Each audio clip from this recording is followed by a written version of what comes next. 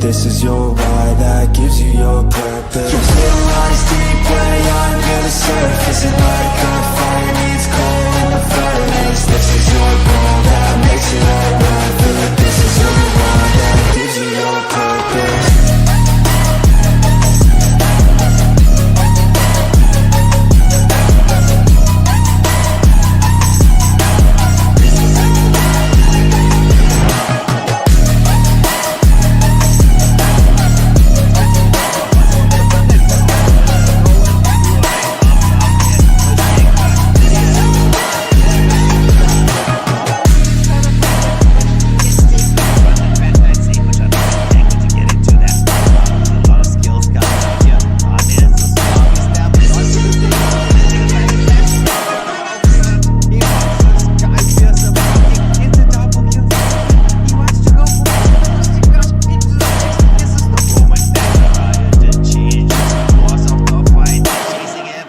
Down, Nana in one direction. Nana is trying to escape. On the oh my goodness, no, the Melina, and the Melina Blitz just keeping her alive. But that was a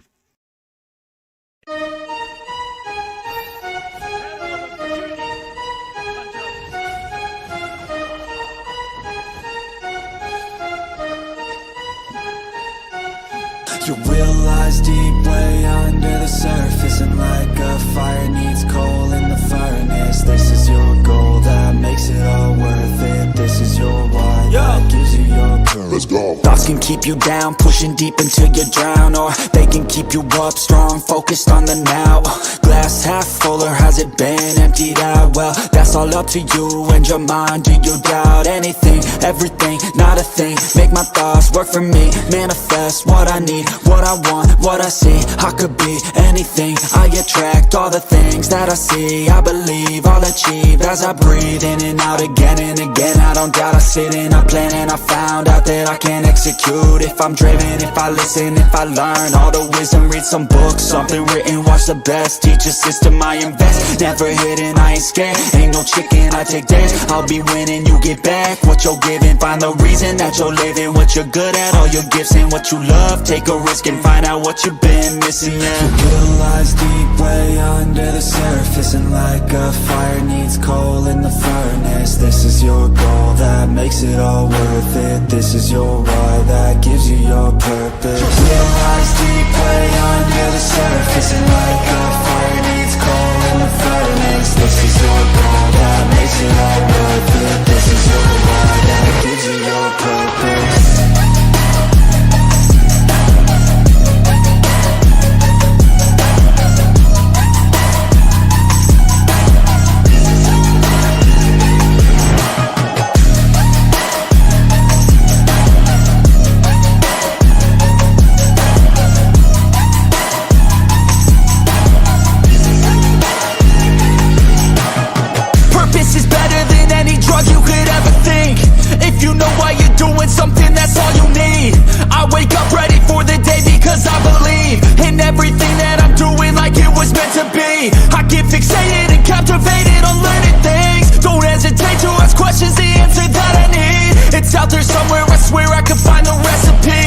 Testing, learning, and turning into a better me. You realize deep way under the surface, and like a fire needs coal in the furnace. This is your goal that makes it all worth it. This is your why that gives you your purpose. You realize deep way under the surface, and like a fire needs coal in the furnace. This is your goal that makes it all worth it. This is your why that gives you your purpose.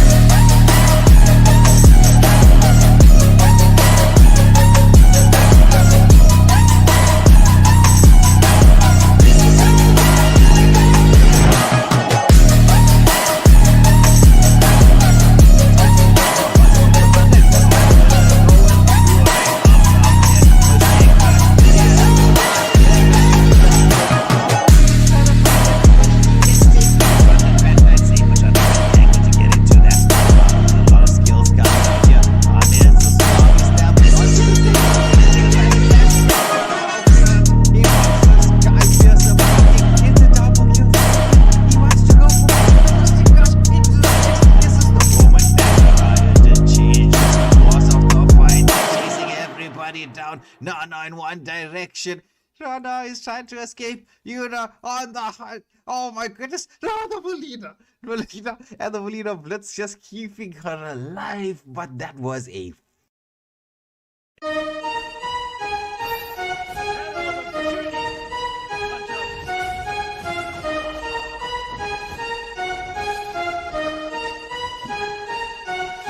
Your will lies deep way under the surface, and like a fire needs coal in the furnace. This is your goal that makes it all worth it. This is your why that gives you your purpose. Let's go. Thoughts can keep you down, pushing deep until you drown, or they can keep you up strong, focused on the now. Glass half full, or has it been emptied out? Well, that's all up to you and your mind. Do you doubt anything, everything, not a thing? Make my thoughts work for me, manifest what I need, what I want, what I see. I could be anything, I attract all the things that I see. I believe I'll achieve as I breathe in and out again and again. I don't doubt, I sit and I plan, and I found out that I can execute if I'm driven, if I listen, if I learn all the wisdom. Read some books, something written, watch the best, teach a system I invest. Never hidden, I ain't scared, ain't no chicken, I take dares. I'll be winning, you get back what you're giving. Find the reason that you're living, what you're good at, all your gifts and what you love. Take a risk and find out what you've been missing, yeah. Your will lies deep way under the surface, and like a fire needs coal in the furnace. This is your goal that makes it all worth it. This is your why that gives you your purpose. Your will lies deep way under the surface, and like a fire needs coal in the furnace. This is your goal that makes it all worth it. This is your why that gives you your purpose.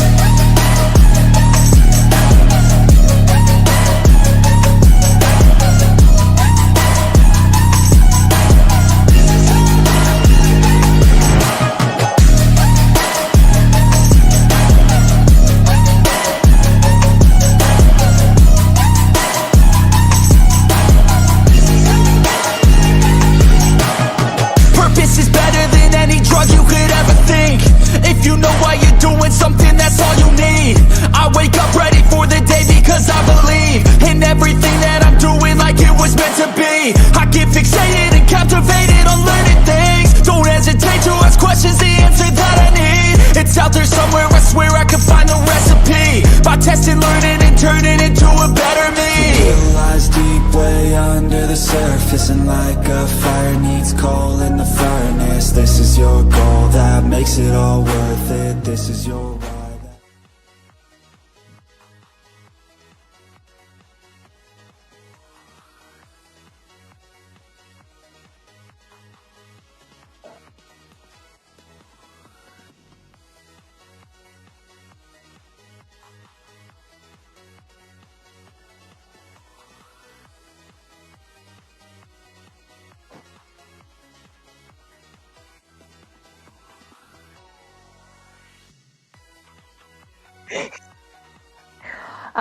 To be honest, pretty excited, especially after you started that entire intro of who's gonna be the hunter or the hunted. So now on the edge of my seat, trying to wonder who's actually gonna win this one. But both teams are pretty. Some of them we know, some of them I also got introduced to last night. So can't wait to see what they bring to the table.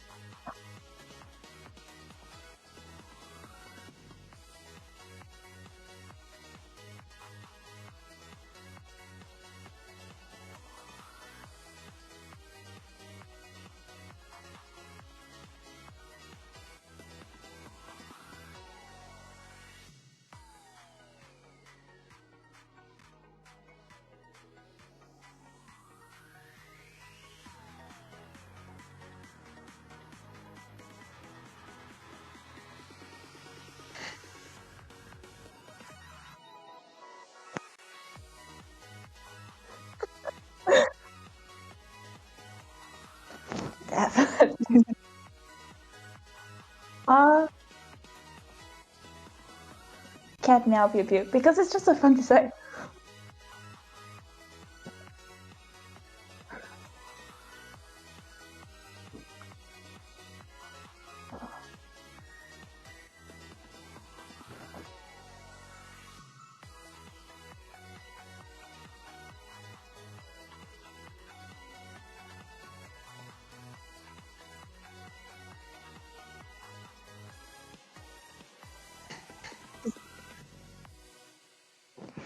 So you're talking and talking, but just no sound is coming out. Okay, I We're think that gonna sorts it be all out.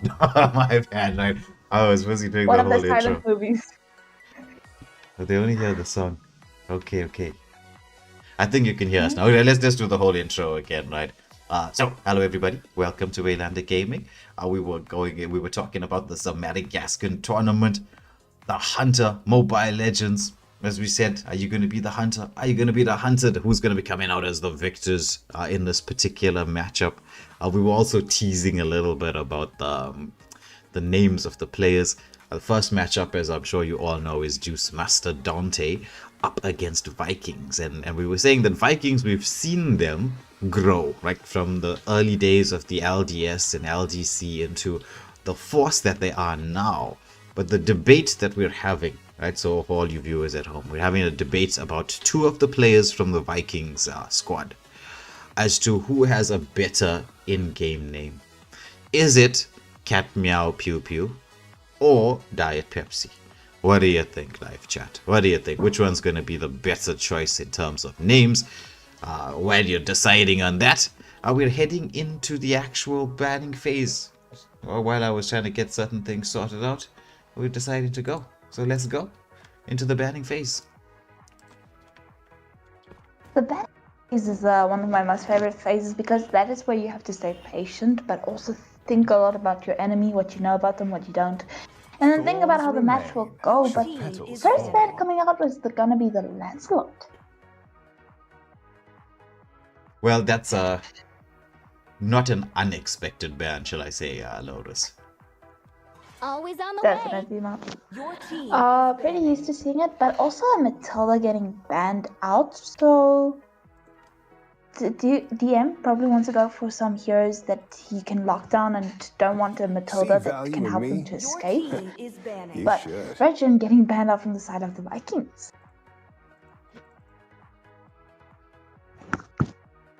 They call me a hero because I saved my Your nation team from is falling sinking. apart. Are you busy with admin work? Yeah, sorry. I was just correcting something on the stream here. Command confirmed. Sunshine getting banned out from the side of DM. But Cat could be immediately picking up the Grok. Grok has been a rising star in the past 2 seasons, really. After he got that buff of his, and he's been causing a lot of chaos. I'm not entirely sure what this player's name is, but we're just gonna call him Scythe. So, going for the Arlet. Arlet has also been pretty strong, silently killing everyone as he likes. But Sam's gonna pick up the Farcelot. Your team This can is actually make a pretty good combo, especially if they get someone that can lock people down. Then Arlet can just jump in, and Farcel with the Feather Airstrike would be a deadly combination. Mystic gonna go for the Phobius. Phobius, decent counter to any of the dash heroes. You know, like the Arlot, for instance. It also removes like picking up a Badang as the roam even, right? Because you know Phobius and Badang is just a crazy pick. But Phobius overall, in terms of his skills, right, is just like he was one of those picks that I feel personally is just an excellent choice, regardless. Sure, I think the only person that he'll really struggle against is a CC, but he's also even pretty decent versus her. We're gonna go for the last spam coming out from the side of DM, which is gonna be Eve. Which I was made for. Eve. What do you think about it? True love Well, is like blood. Eve can work into certain compositions, right? So when you've got a lot of big set potential, Eve does work. So if you're looking at Grok, right? When Eve casts that ultimate of hers, what do you want to do? Do you want to stand inside that space or you want to exit? You're obviously trying to run away, right? With Grok, with his wall being thrown into the mix, can prevent you from trying to escape, so lock you into that space a little bit longer. Phovius with his knock-up abilities and can keep you in that space. So anything that's going to keep you locked down is going to prove to be problematic. So getting rid of the Eve might be a good decision here from the side of Deuce, Master Dante. Watch out, Leo. Mother Universe needs Agreed, you. but Pepsi's just gonna jump in with the Kadita. So Grok can throw his wall. You're struggling to escape from it, and then Kadita gets the perfect timing to go in for the Petrify and Rough Waves combo. Yes. I mean, the Kadita was picked up simply just to deal with the Fasa. And the same with the Hayabusa as well. Because if you think about it, right, Fasa is maybe the strongest mage at this particular moment in time. Granted, there are many strong mages, and I'm not putting any like hate on any of the other mages, but Fasa, in terms of her the skills that she brings, she's got massive wave clear potential, huge zoning capabilities, the burst potential. She can get into the backline without having to be in a funny position herself. High mobility. So she's got like a full range of skills that you'd need from a mage in the early part of the game, or actually at any part in the game. So if you're going to picking up a Fasa, and with the front line that they have, which is the Arlot and the Minotaur, it's going to be difficult to get to her. So picking those backline dive heroes like a Kadita, like a Hayabusa, will just make life a little bit easier for the side of Vikings. But either which way, this is two strong drafts. Juice Master Dante going with the Minnow. Minnow is going to have that ability to get some big sets and the heals coming in. We just have to be very on the lookout for Lotus there for that Flask of Oasis timing on the Minnow. True, also because of this new addition to the game where roamers can get even more gold quicker into the game, which just allows that sets to come even earlier. Yes. And as you can see, the theme right now is ganking XP lanes, since players do realize, right, that ganking gold when teams are being quite safe, the gold laners, they seem to have understood positioning. It's ganking XP lane that's become sort of the meta. Oh, look at this engagement here, but a poke damage into Diet Pepsi, saying here between Diet Pepsi and Coke, you know, we prefer the Coke, so they're tackling the Diet Pepsi there. Well, I mean, definitely understand the sentiment. Coke can always be considered the better one of the two, but I just noticed that it's also a Lunox in the gold lane. It's been a while since we saw that. In the Philippines right now, they're rocking the fighter gold lane. It's like, it's big. Bane in the gold lane is proving to be a beast of note. Because the thing is, right, when you don't play a marksman in the gold lane, the one thing that, oh, there's going to be Hayabusa, he's going to get the shadow kill off. Yes, he does, onto one target. Oh my goodness, that bird from the Fossa keeping her alive. Wall into the mix here from the Grok. Doesn't have, he's only level 2, right, so no tectonic charge available. And this is, like, if you look at Cat Meow Pew Pew right now, this is the problem if you're not constantly bush checking and giving vision of the enemy. As you can see, not the level 4. You can push that level 4 timing, but a lot of pressure being placed on the XP lane. It's the new meta right now. You've got to put the pressure on the XP lane.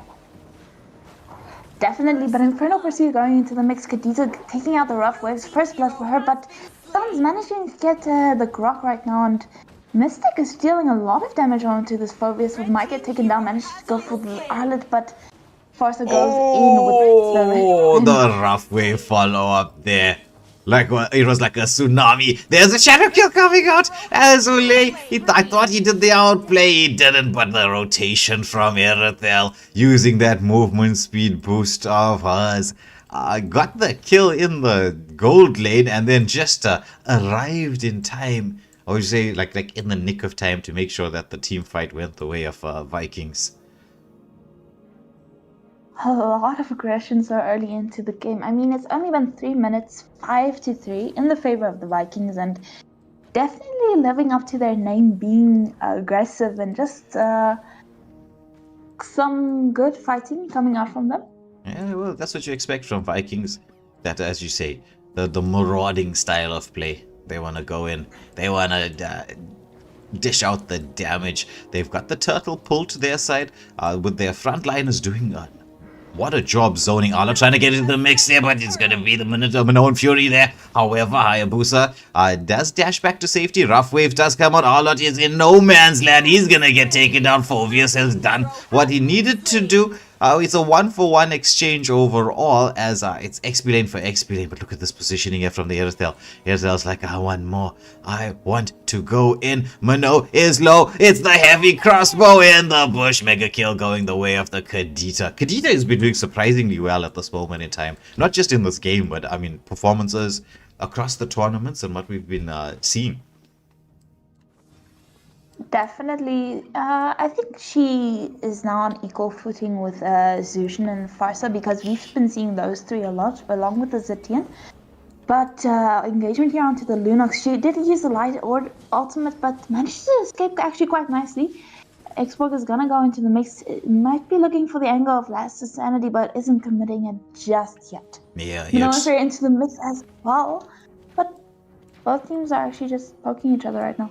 Yeah, Grok with the tectonic charge onto the Fasa. Will we see the follow-up? There's a shadow kill coming up. Hayabusa, ole indeed. As he manages to get that pick off. Doing it Spanish style. Spanish Vikings, yeah. Definitely living up to the names right now. And this all just a few seconds before, 30 seconds before the next turtle of the game. And so far, no turrets have been taken down just yet, but a lot of action going on around all over the map. Blue team hero has been Kadita. I'm saying Kadita. Lunox hits that Dark Ultimate, deletes the Irithel. So she's managed to pick up that solo kill, opting to not to go for constant pressure, which you shouldn't do, especially considering there's a Hayabusa lurking in the bushes somewhere. That little ninja assassin. I'm sure those of you who saw the intro video would have seen that that's how we open up. Because, I mean, the tournament is named the Hunter Tournament, right? And who's the better hunter in terms of, like, ability to get into that backline? But no, he's walking through the bushes. He went to the check. He went to the check and he's been walking into a Grok. He's in a 1v3 situation. Hops his way. He's quite mobile for a Minotaur. Yeah, extremely so, to be honest. But it seems like it's going to be a full 5v5 here around this turtle.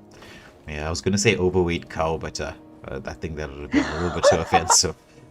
Pass out with a airstrike. Luno manages to get away, but all out into the mix as well. Minoan Fury comes on the Rough Waves, Lost Insanity. Everybody is imploding. Hayabusa dancing around. It's a 3-for-1 exchange. Juice Master Dante turns up the heat. They were like, we were on the receiving end of so much of this for so long. They turn it around. They're almost even with a goal lead, but that just goes to show how quickly things can change in this matchup. Arlott going in, wants to chase this Hayabusa, gets the final slash off. He gets locked down by that Grok wall. But there's the oh my goodness, the feathered airstrike steals the red buff. But Hayabusa was like, okay, fine. I think I'm alive, so I can be grateful for every breath I take now from this moment in time. I'm gonna be a new, changed man because I survived that with 1 HP. I'm pretty sure this Hayabusa has 9 lives because he's been escaping a few of these engagements, especially coming out from the Arlet. But Farsa, like you said, almost took him down. Almost. It was so close right now. But teammates were there to support him just in time. Yeah, chase onto the Lunox. What a play from the Grok there. Set it up with the wall. Tectonic charge, forcing that Lunox away. Minnow wants to just make sure that he's going to protect the turret, but it's going to be difficult as we will see Erithel lock onto this, moving around, just trying to take out as much damage as possible onto this turret. Minnow is doing his best to defend this, right? Keeps the turret still standing. And I think we will see the first turret fall here on the top lane. As Arlott has stepped into the mix now. He's starting to really come alive. Definitely, and there was so much pressure onto the gold lane. Arlet was just left alone to do his own thing. Took the turret, and right now the side of DM does have a 1k gold lead, and relatively during the entire game it has been even, so getting a little bit of an advantage is a good thing for them. Yes. 15 seconds to go to the first Lord of the game. I was just taking a look very quickly at Minno's items, building the Flask of the Oasis as the third item, which is that was a good decision on the Minno's plot. Because Minotaur needs a little bit of survivability. But look at this play coming out from Juice Master Dante. They go in for this push onto the mid lane, knowing that they have the opportunity to do this. But there's our Super Mario into the mix. Mystic trying to survive through all of this. He takes down the shield, but he's gonna get taken down by that Xbox, who's on a killing spree as the counter engagement is going on. So that one action, right, although Phobius was taken out of the equation, did create space to take the Lord, but Vikings are opting to be a little bit more safe. They don't want to seize the moment when everyone was low to force that Lord. Could that have been a potential mistake? It definitely seems like it was, but right now in Mobile Legends he made a mistake. At least this is still relatively early in the game, so you can still make a comeback from it.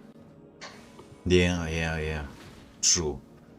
Though I will say this, right? Mobile Legends is a little less forgiving compared to other MOBAs, simply because the game is so short. That you expect the average match to last around between 12 to 14 minutes. When you expect all your players to be pretty much online by then. Whereas other MOBAs, like the game lasts roughly around 40-45 minutes.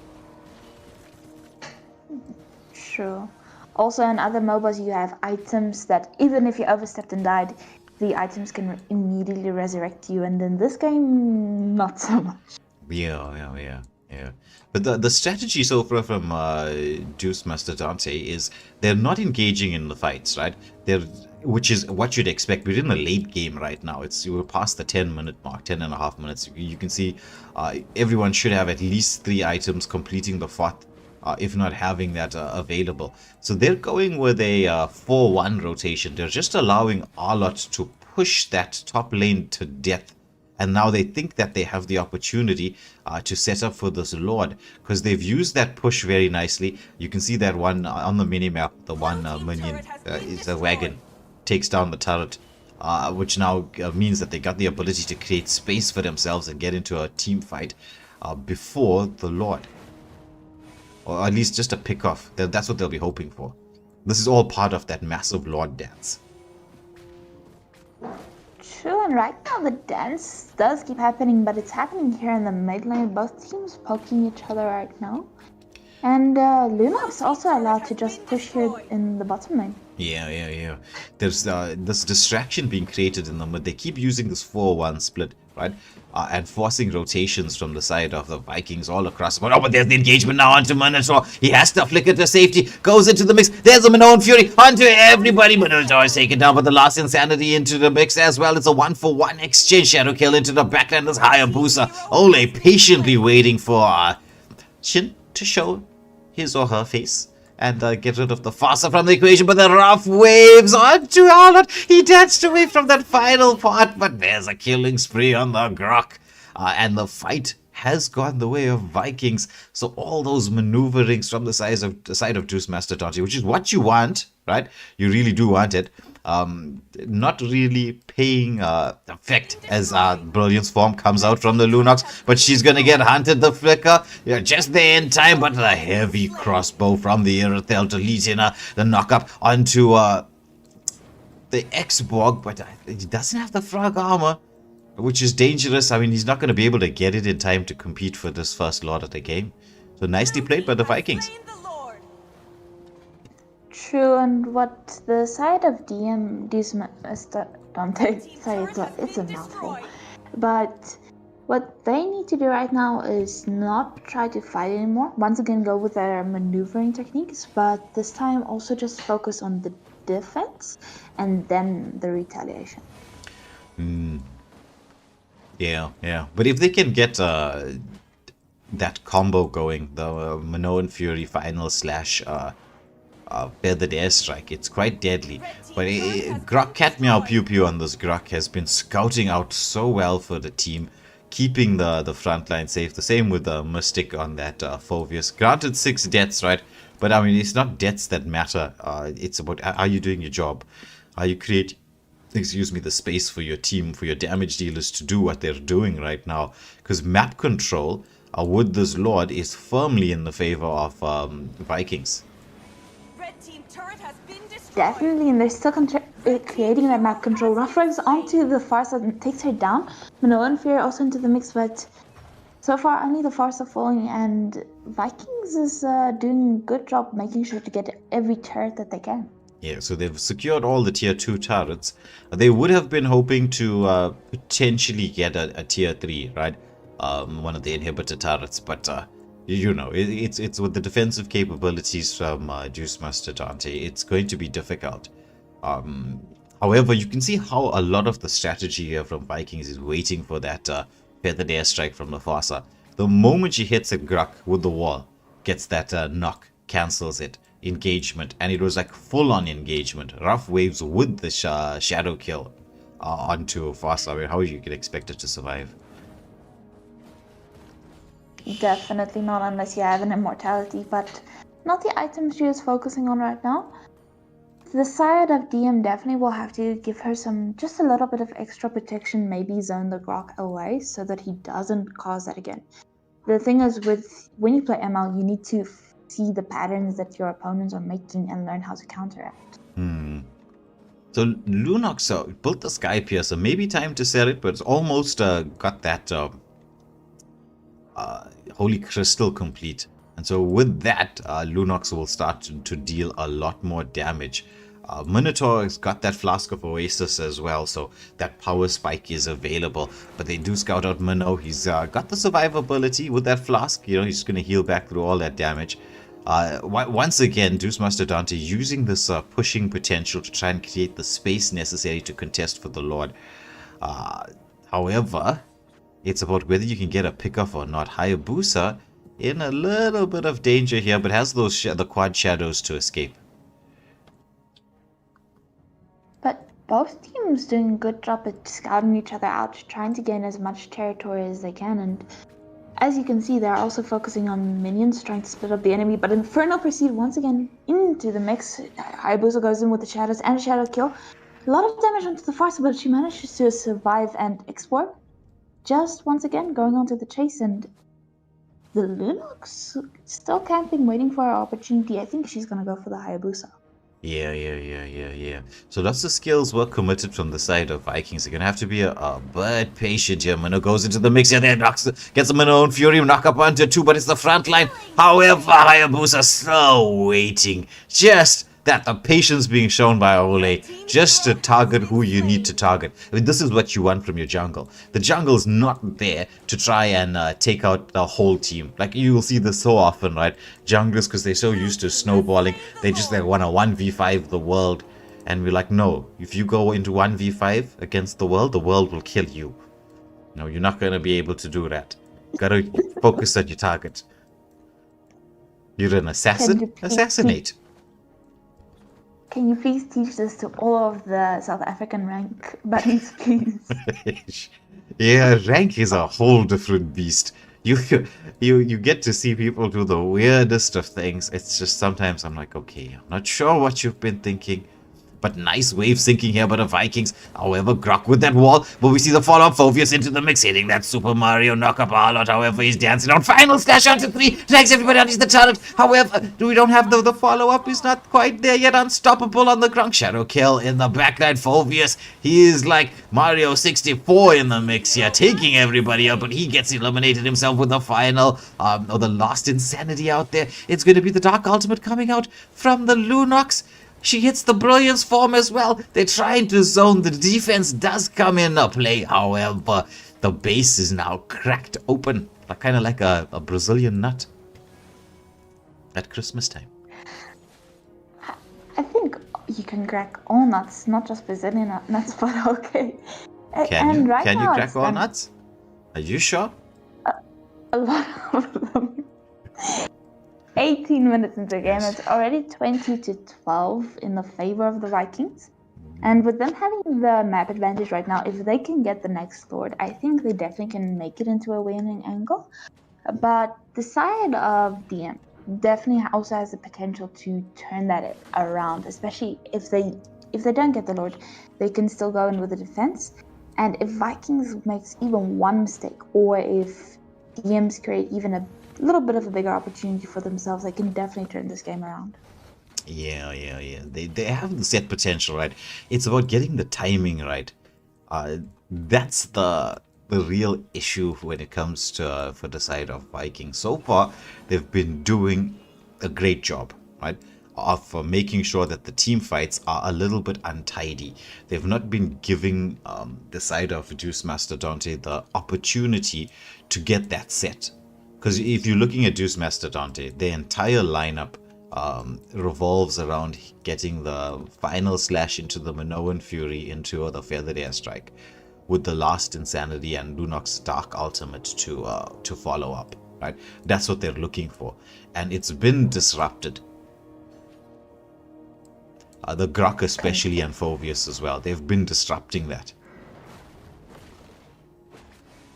So if the side of DMs actually wants to get that combo in, they definitely have to get rid of either the Grok or a Mystic first.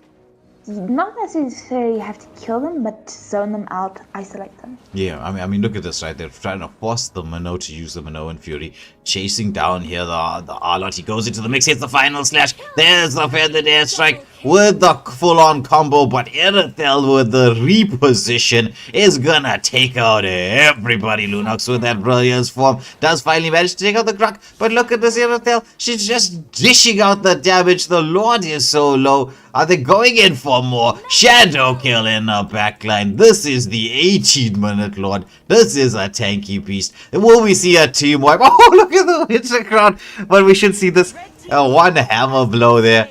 And no even need for the Lord. The wave was in the base as Vikings takes this best of one in a highly entertaining matchup. True, because there was a lot of back and forth, but the Vikings, Hayabusa saw, this is an ending angle. I'm not going to waste time on the Lord. I want the space. Yeah, exactly. I was saying, you know what? We can, if you can win it, right? Yeah, you're going to go for it, right? Especially this late in the game, right? A full team wipe is going to be one of those moments where you're going to say, right, you know what? There's a big opportunity to end the game. And, well, the opportunities were seen, opportunities were seized and taken, and a victory goes the way of Vikings. Definitely congratulations to Vikings taking down this first match. And now we're going to be going on to the second teams, correct? Yes, we are. As we wait for Lotus to put a pretty face on screen, so that we can get more subscribers. So while Lotus is doing that there, we're going to get the next lobby set up and running and ready, as Lotus just tries to get Waylander Gaming more subscribers into the mix.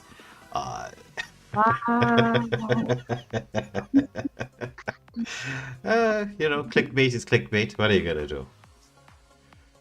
Oh, so I'm clickbait now.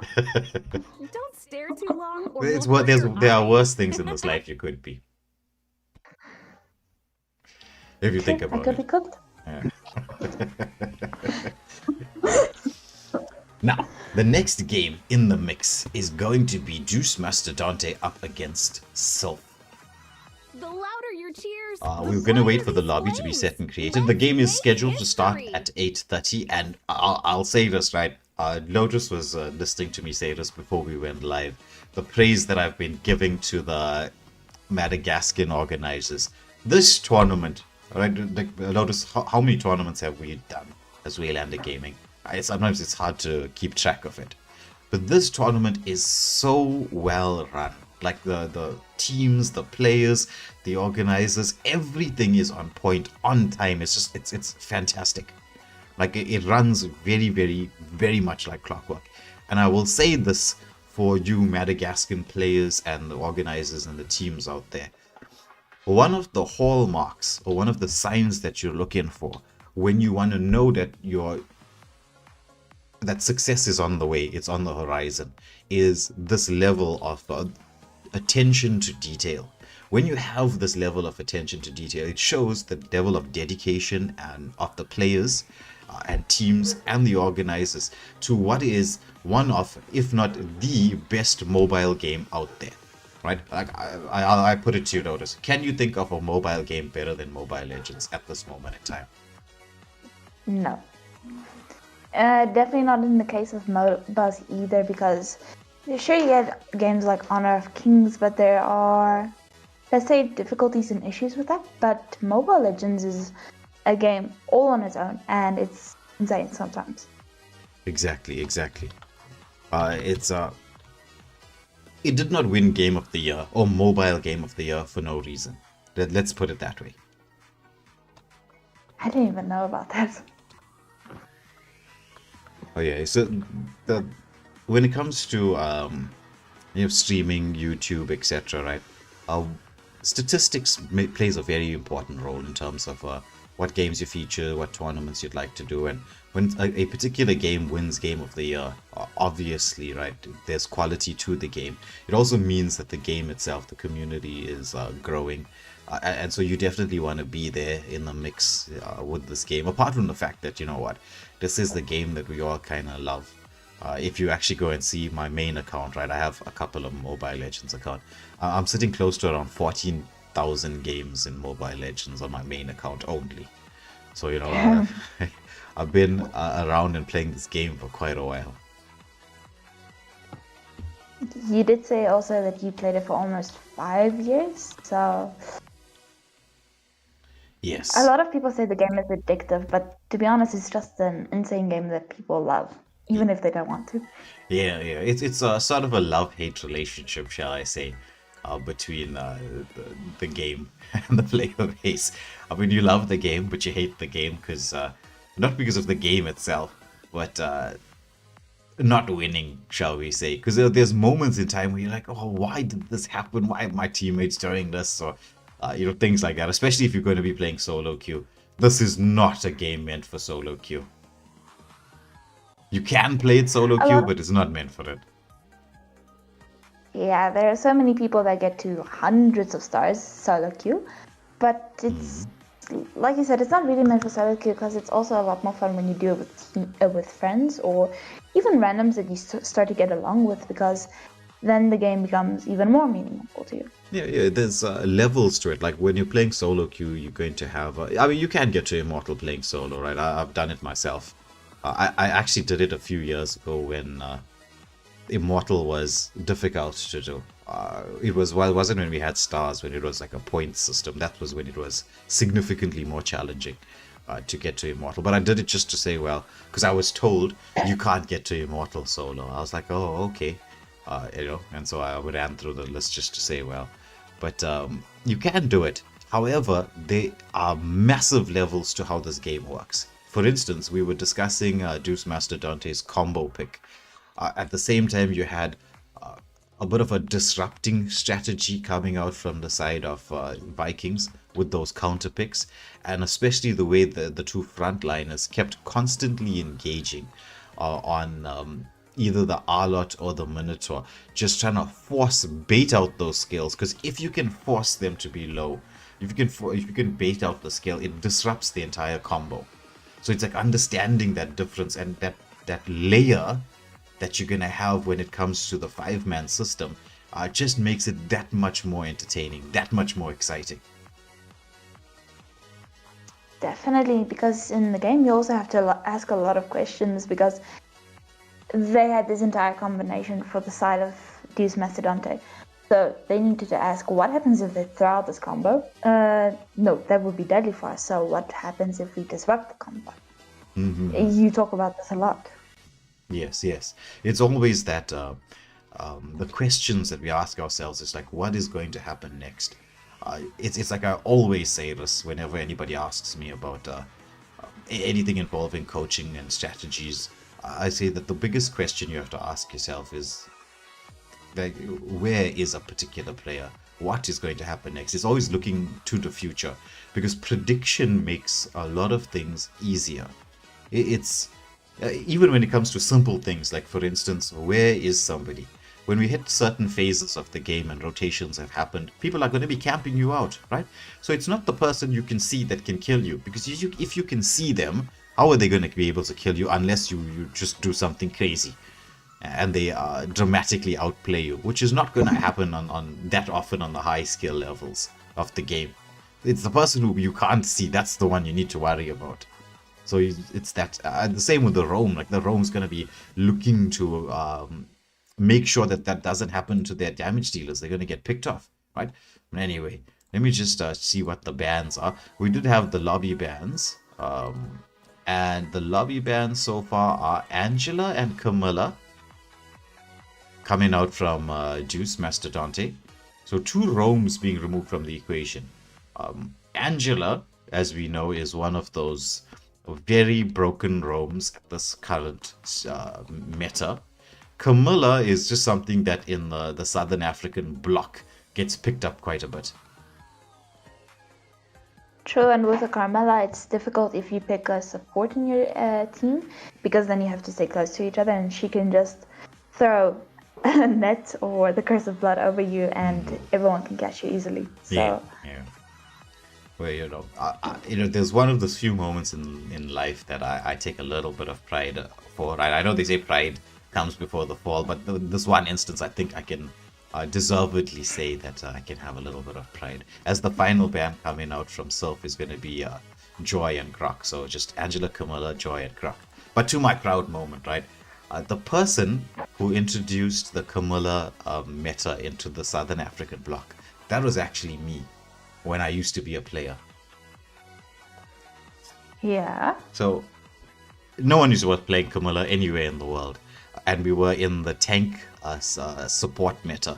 So everyone was just picking tanks at 2 supports: mid lane support, roam support, tank, jungle. It was just crazy. The fights were lasting so long, so much of sustain, and the only way to deal with it is to have another sustain composition. So it's about who's going to out-sustain one another. So I was sitting and I'm thinking to myself, right, how are we going to deal with this meta? And I realized there's one ability from one hero that counters the entire healing composition. That was its purpose. It's Curse Blood from Camilla. Because everybody has to be close to each other when you have a healer, especially if you have 2. Everyone's going to be close to each other. You can land a 5-man Curse Blood as easy as taking a stroll through the park, because everyone's just sitting and waiting for you to land that. And then when the follow-up is there from the team, my goodness, it's devastating. So I spammed it in rank for a very long time, until I think it was about 2 or 3 weeks, and then everyone picked it up, and then it just became this monster of a meta. It's actually funny hearing the stories about how things start, because you think, oh, it's usual to see a Carmela counter this group of people, and then you hear about how the Carmela was introduced or other similar cases, and it's actually pretty fascinating. But into the drafting phase we go. Yeah, so it's Juice Mastodonte with the third ban coming out. They went through the bans quite quickly. So Erethel, Amon, YSS, Isun Shin. Typical bans, though I'll say Amon is a rank ban, but has been slowly but surely seeing the light of day in the pro scene a little bit more. True, and even one of the Onyx, I'm not sure if it was Onyx ID or Onyx VH, but even one of those teams also played the Amon and caused a lot of chaos. Yeah, he's a slippery customer, but he is, I would say, a last pick kind of hero, because easily countered.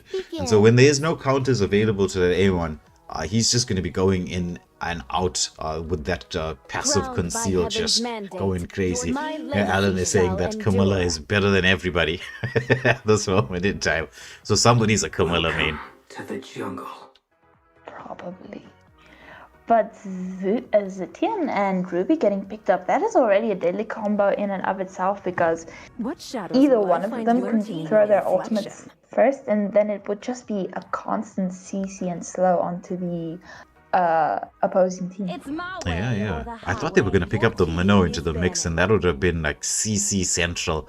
Is that that's so much a crowd control? It's unbelievable.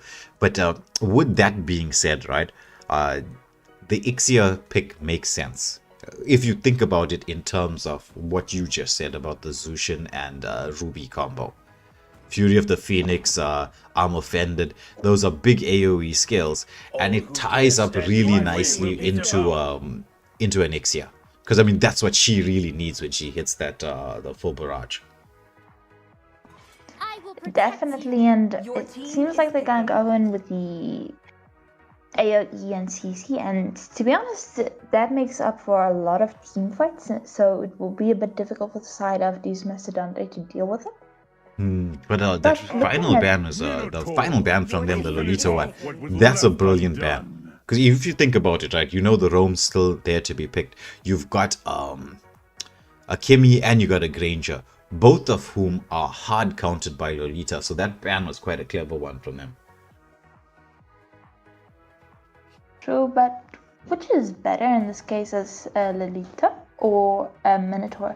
But I think that the Lolita also made sense because the side of DM also has 2 marksmen. Yeah. Lolita would have been excellent, especially with that Numenon Blast. That just adds that little bit of extra setup. Like you can use it as not an initiating tool, but a counter initiator or a delayed follow up, because you're gonna get Ruby with that Arm Offended being set up by the Fury of the Phoenix, and then into the Numenon Blast, into the full barrage could be very deadly. But having that little bit of extra sustain, Mr. Freeze rocking onto the Minnow. Minnow Revitalize, haven't seen that in a while, but it's not a bad spell. However, Rayance with the Alucard pick. Interesting. Haven't seen Alucard in a while. He can be deadly, but he's a snowball kind of hero. So if he doesn't get that early game farm on his side, he can prove to be a liability. True, so there's a lot of risks coming in for the side of DM, but Alucard, once he does get online, it's difficult for heroes like a Zetian and even an Ixia to deal with him until they get super fed and have at least a little bit of immortality or winter crown. Agreed. The winter crown could definitely be, I wouldn't say a rush item, but one that's very necessary for at least the Zushin. Welcome to Mobilegend. Wind of Nature. I like if I was the Ixia, I'd be trying to get the Wind of Nature maybe as my my third item. All troops deployed. True, but I'm also liking the backline dive ability coming out from the side of Deuce. which side? Deuce. The last one. Okay, thank you. Sorry. The Benedetta and the Khalid, because they can just be extremely mobile, run over the entire map, and also dive the Zitian and the Ixia even during their ultimates. Yeah. And the Khalid as well, right, with the Sandstorm. And this is the thing about a Khalid. Right now, he's one of the 2 meta roamers. It's Khalid and Hilda. If you think about it, right, you need as a roamer the ability to constantly giving vision of where the enemy is. That ability like sort of resets every 4 seconds. I know it was nerfed a little bit now with the amount of XP that you're getting, but still, Khalid and Hilda are 2 heroes that can do that and dish out the damage. I mean, do look at Minotaur. He's not having the nicest time up against this Khalid, who's just putting pressure in Sylph's jungle right throughout. I mean, the counter jungle is on. They've created space here for the Alucard to try to steal some farm, get the level 4. The poke is on here onto the Xbox. Frog armor is down. Minotaur just trying to force everybody back. And with that's what you call some teamwork. Deuce Mastodonte. If anybody wants to see how you execute counter jungle rotations, this is a prime example. You can use this as a tutorial video. And this is definitely not what the Xborg wants to deal with right now. I mean, he's he almost has his level 4, but he's still behind on the Alucard, and it's gonna be difficult for him if he doesn't get his items quick enough, because Xborg is also a hero that relatively needs several of his items to also be able to still be useful the entire game. Yeah, agreed. He also needs that level 4 power spike of his is a massive one. So delaying his level 4 is a bit of a biggie. But here the pressure is being placed onto the XP lane at this moment in time, which is what you'd expect, especially before this first major objective. Khalid being allowed to try to get that level 4. He does have it now, so he's got the Sandstorm, and that could be a game-changing moment in terms of the potential of what's going to happen in the fight. So, but Khalid, he's going to be taken out to quite low. Ruby, I'm offended. There's the follow-up blast, Insanity in there, the final slash as well. But there's Alucard. He's dishing out the damage. Ixia's made the rotation. Alucard, can he get anything done? But Zetchian turns around, gets the pick off. It's 3-2 in the favor of Self. However, Granger, he's throwing out a Death Sonata or two, gets the flicker involved. But oh my goodness, the Frog Armor comes back online, and Lala B sends Granger to La La Land all the way back at the base. This is definitely not what the side of DM expected after that all that aggression coming out from the early game. And now they somewhat lost the advantage and only have 100 gold to their favor right now. But it's almost 4 minutes and no one has even touched the first turtle of the game yet. Yeah. Anaheim there with the setup. That I'm offended was the trigger. It was a trigger for the entire action sequence that we got to see. So that was nicely timed from Anaheim on the Ruby. Definitely, and it seems like Mr. Freeze is just here once again poking out the enemy right now. And Granger's gonna go in for the rotation, but Ryan's managing to take down Anaheim. This could give them a bit of advantage for this first turtle, especially with the Granger coming down. Yeah, so Ashketon is in the mix there. However, Khalid hits the Sandstorms. Yet, the Fury of the Phoenix trying to counter this. Manon Fury to the mix. There's the last Insanity there. However, the follow-up, the rotation from Granger. MEPR. Lovely play there. Clearing wave, getting across. Sacrificed a little bit of the turret gold, but has achieved what I think they needed. Overall, now you get the turtle. And Granger gets back. Did lose a bit of gold, right, in there, but it's not anything too major. True, and right now the side of DM is clever enough to go and disengage from the fight. Some of them did lose a bit of the health bars, so can't be too aggressive right now. And right now there's no need to be aggressive. They got the objective that they needed. And now it's back to that more quiet times, but it seems like the engagement onto Minotaur managed to take him down by the Granger. Yeah, did you see the double Sky Piercer proccing at that moment in time? It's like Minotaur, if he thought he was going to get away. Oh no, it was just the one. It's just a Granger with the Sky Piercer. I thought Alucard picked it up as well. I was like, there's more than one Sky Piercer. Oh my goodness. They do take out the Ixia underneath the turret. It was a roam for gold lane exchange, so and the shutdown kill going the way of the Granger. So I think DM Deuce Mastodonte would be very pleased with the trade-offs so far. 3k gold lead. Agreed, and that is actually super big, especially right now and only 6 minutes into the game. Not something the side of Sylphs would want to deal with right now, but it's still early in the game. They can still make a comeback. But Sandstorm onto Zetia, managing to take her down by the Kimmy. Last Insanity also into the mix. Minoan Fury, full barrage. But it's only caught into one. And he does fall, but 2 for 1 in the favor of Sylphs. I think they might be happy about that one. Especially 20 seconds to the next Lord. Yeah.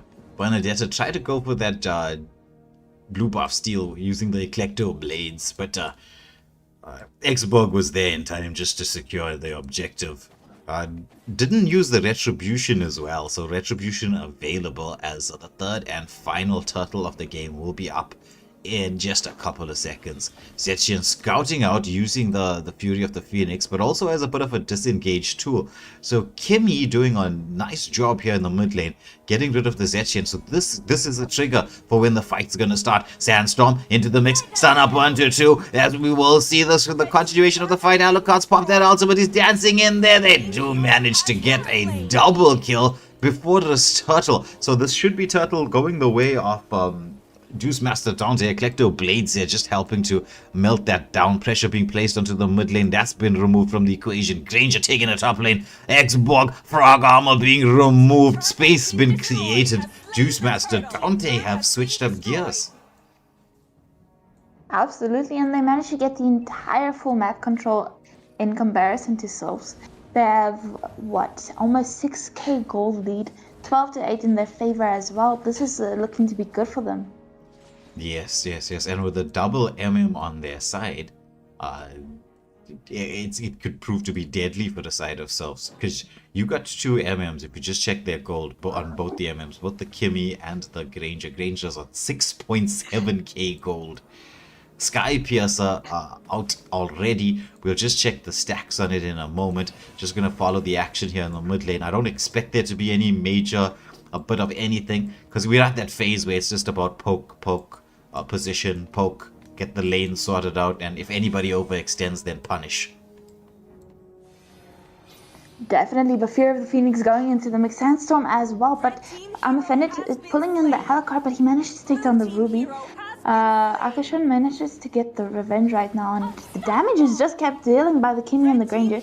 2 falls, it's gonna be 3? No, not yet, but Khalid keeping the vision right now. Make that 3 double kill going. Okay, I'm sorry, Kame. We're gonna clip that. We're gonna clip it. We saw you try to go for the wraparound play there, and the turret got you. It was like walking into the lands of Mordor in Lord of the Rings. You're gonna get spotted out by the tower. It got you. We're gonna clip it. I'm sorry. My goodness. And right now, the side of Sylphs only have 3 towers, the inhibitor towers left. They definitely cannot contest for this Lord, especially with this gold lead. 9k. It's 9k gold deficit, not in their favor. What they need to do right now is continuously take the farm, but once again, engagement, Sandstorm, and Godlike going for the Granger. Fear of the Phoenix also into the mix, full barrage coming out from the Ixia, but the damage coming out from Ixia is just not enough yet. Yeah, so Ixia, if you just check her items, she's also picked up the Sky Piercer. It's got the corrosion side. She just sold the Sky Piercer. I was just saying, right, a Sky Piercer right now is not going to be a good item. Went for the anti-heal as well. Maybe I think it's time to I wouldn't say you'd need the DHS, right? Because it's not as if they're very tanky. What would be a nice item here? Malefic Gun? Malefic Raw? Malefic Gun might be better because it gives her better range and more crit damage, crit chance. Yes. The side of DM doesn't have that much defense items that she needs to penetrate with Malefic Raw. Yeah. The Malefic Gun could definitely be the way to go. But then that's more if you're going to be going for the crit build, which could work in this particular instance. But let's see what she's thinking. There's going to be the Holy Shield popped. Lord charges in. Safety is the name of the game for the side of Sylph. Oh, the flicker. I'm offended onto the Granger, but he dashes around, repositions. He still has quite a bit of health available. But for the side of Sylphs, I mean, keeping your tier 3 turrets still up and running would be priority. The Sandstorm into the mix. Khalid, will we see the follow-up go here?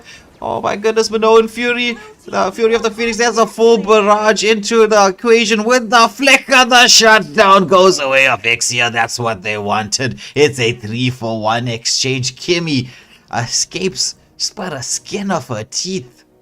Bit of overextension there. from the side of Juice Master Dante, and they paid for it when the combo hit from the side of Sylphs. But definitely beautiful coming out from the side of Sylphs because they saw the opportunity and they grabbed it. And they went from a 10 gold deficit to 6 gold deficit. Definitely gonna work on their favor. With all the bounties coming into their side, so if they can make good use of it, get more towers, get more control, and uneven the pressure coming out from the side of DM, they can definitely make a comeback. They could. Keeping those tier 3 turrets up and running was huge for them. But this wave is deciding that maybe it doesn't want those turrets to stand. Fortunately, Xborg is there just to defend, because this mid lane turret is very low. Definitely, and if the side of DM can actually take down this mid lane just in time before the Lord spawns, if they did manage to take it, then the Lord will barge straight through Sylph's mid lane and quite a short journey. Yep, quite a short journey. Shortest distance between 2 points. Look at Lotus bringing out some mathematics in here. Who doesn't like mathematics? But the engagement comes in here, just slightly breaking the that quiet time coming out from the game. But none of the teams can commit too much right now. I mean, DM did learn their lesson. Respect the combo. You gotta respect the combo. So if they do commit and overcommit again, they can lose their members and lose the Lord fight. Yeah. That is not something you want to risk. Yeah, that map control was nicely done as this Lord being taken out of the equation before a self-going, but there's the follow-up, there's the initiation here by the Khalids, it's the Sandstorm, the Collector Blades into the backline as they're trying to get that engagement onto the Ixia, forcing it away. If the Phoenix has been committed, but there's been a shutdown kill. Ixia hits the full barrage, and the Kim E. Oh my goodness. Little bit of extension. So Lord gets taken down. It's a 2-for-2 exchange, but I don't know. Was that a worthy trade? Mid lane being pressured in, and we should see at least 2 tier 3 turrets falling.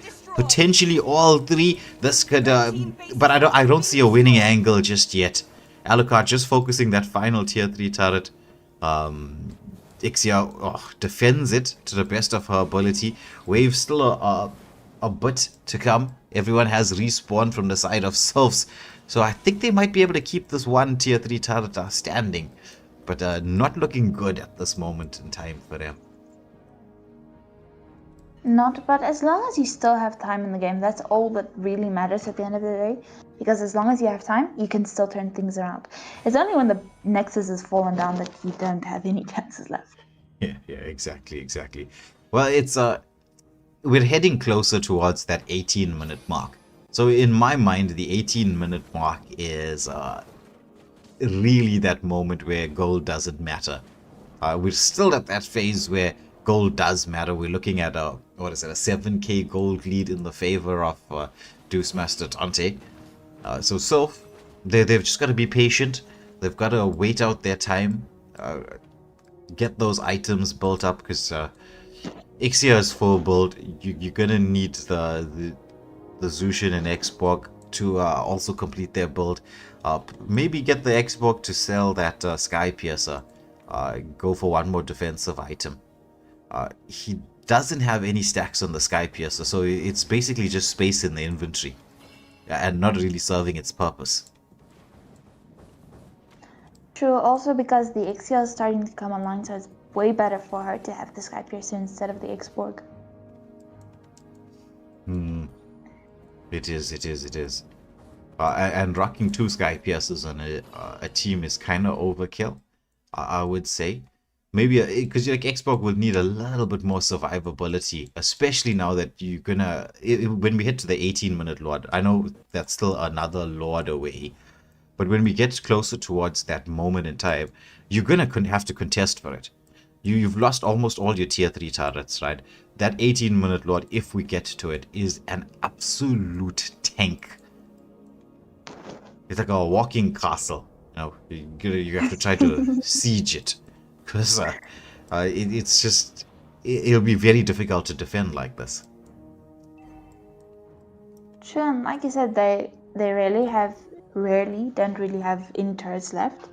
And they're in a difficult position right now. Super difficult, and Alucard also getting the Lord. Benedetta is going to be able to take that third tier turret. They basically have no defense left except for the heroes themselves. Yeah, 100%. It's just right now it's about the wave management. If you're on the side of Juice, you gotta get those waves synced up. If you're on the side of Souls, you gotta somehow manage to disrupt it. They do have the players, however, that have the potential to pull the Lord, which is a very good strategy. You pull it either to the left or right. It would have been nice if they still had that tier 3 turret available, then you could definitely pull it to the left hand side, or which would be their right hand side, just to make sure that it's not going to charge into the base. The waves are synced up, nicely done by Juice, as there's a sandstorm into the mix, the shutdown kill. It's Ixia being removed. That's what the side of DM wanted, as the base is locked onto, melted out there by the Kimmy and Granger combo. And it's Deuce Master Dante with the victory in this best of 1. Congratulations to Deuce Master Dante getting the 1-up onto Souls. I feel like, though, it was also a case of the Septian, because she consistently used her ultimate for the... What was it? The vision? Getting vision? But it would have been better if she waited for the enemies to come together and then use it. Then they can throw out their entire combo. Yeah. Because with the moment they go in, that Fury of the Phoenix with everyone's stacked up close together is a beautiful counter-engage tool, to be very honest. But, live and learn. That's the way of not just Mobile Legends, but it's the way of life. You're not always going to have things work out perfectly. And you can't win them all, and so when you take a loss, you go back, you review, you look at the footage, and that's not just me saying this because I want you to go back and rewatch the video, right? It's not just that. It's also it's not just that. It's a way of learning. It's one of the major reasons. Oh, and Jimba, please don't worry about Nightbot. Right? Nightbot's a troll. Nightbot's worse than Lotus and I combined. It's the ultimate troll. Right? One of the reasons why we actually started streaming in the first place. Because if you look at the first few streams that I used to do, and this was before anybody was there. It was just me on my own, my lonesome. It was actually my squad playing. So we did this so that we could record footage of my squad versus other squads in customs, and to put a little bit of extra pressure, like a little bit of spice to the meal, just to make sure that everyone's on edge. You're on live stream now. YouTube is gonna judge you, or at least whoever's gonna get to see. And at the same time, we could review the footage. That's why we started. And then from there, I was like, okay, what about the tournament scene? What about this? What about that? And then suddenly it's just it became what it is now, which is fantastic. But with that being said, Douglas, I know I've praised the Madagascar teams and organizations already. I'm going to do it again. This Hunter tournament is one of the highlights of my week. I kind of look forward to the Friday, Saturday, and Sunday because I know I'm going to get to deal with a very well-oiled, well-run machine with some exciting matches. I mean, this was very technical. Definitely, and the teams played well, and we also got to learn a few things about the teams, got introduced to some new names and players, and it's always fun getting the players' names out there, and even the viewers can see all the talents coming out from all the regions. Yeah, exactly. And I like this technical aspect to the game. And also, if you think about it, Lotus, right, it allows us when we're casting not to just focus on action. You can get into the nuances of the game, which is way more exciting than not just like this person killed that person, because you're gonna die. There's gonna be lots of deaths. There's gonna be action all across the board. But to see these nuances, it gives me hope for the future as to how strong the African region can then turn out to be. So far, we in the M series. Have we ever seen an African team in the M series? Not that I know of. Not that I know of. And yet we have players, individual players and teams that you could say, right, they have the potential to at least book a place. I don't think we're there at that stage across the African server where we can say definitively we have teams good enough to win the M series, right? Let's be honest, we'll be realistic about it. But the trend is on an upward trajectory. Looking at all of these different styles of play, how people are introducing set composition, pick-off composition, jungle, counter rotations, counter ganks, these tiny nuances in the builds. Like we saw Ixia just had Sky Piercer, realized Sky Piercer is not going to help, sells the item. So it's like that little bit of understanding of what you need to know and do in the game gives me hope for the future. True, because now the teams, with the streams and everything, they can start seeing their mistakes a little bit more easily, because sure, you can watch the replays of your own matches, but you feel a bit of more pressure and tendency to watch the streams. So now you have to watch it to see where you went wrong. What item would have been better? Like when you mentioned Ixia, she only rebought Sky Piercer after she started getting kills. Mm-hmm. So even if they lost the match, she started to get that power spark that she needed and started to go in. So with more players learning all of these stuff, it, like you said, definitely gives hope. And it's also much more exciting to watch these players just grow the entire time. Yes, it is. And on that hopeful note, we will catch every one of you on the next stream tomorrow.